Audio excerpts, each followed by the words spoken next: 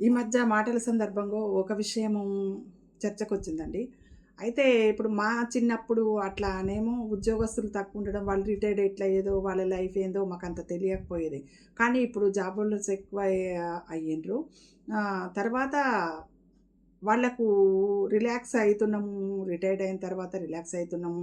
ఇంటికెళ్తున్నాము. ఇంకా ఇన్నాళ్ళు ఎట్లనో బాధ్యత నిర్వహించినాము. ఇప్పటి నుంచి హాయిగా ఉండొచ్చు అని అన్నటువంటి సంతోషం ఎక్కడ ఏ రిటైర్డ్ కాబోయే అటువంటి ఎంప్లాయీస్‌లో కనపడట్లేదండి.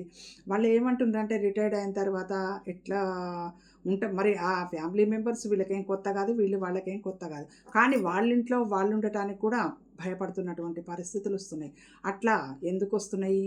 మరి వాళ్ళెందుకట్లా ఆలోచిస్తుండ్రు? ఏంది అనేది మనం లాంగ్ వీడియోలో మాట్లాడుకుందామండి. ఈ లాంగ్ వీడియో అప్‌లోడ్ చేస్తాను. ఆ వీడియో చూసి నా అభిప్రాయాలు మీతో షేర్ చేసుకుంటా. నేనన్నది ఎంతవరకు సమంజసము, మీకు కరెక్టే అనిపిస్తుందా? మీరేమైనా సలహాలు ఇవ్వగలుగుతారా? వీళ్ళు ఇవి భ్రమపడుతున్నారా? నిజమేనా? ఇట్లాంటి పరిస్థితులున్నది వాస్తవమేనా అనేది మీరు కూడా మీ వైపు నుండి ఏమైనా కామెంట్ రూపంలో తెలియజేయండి.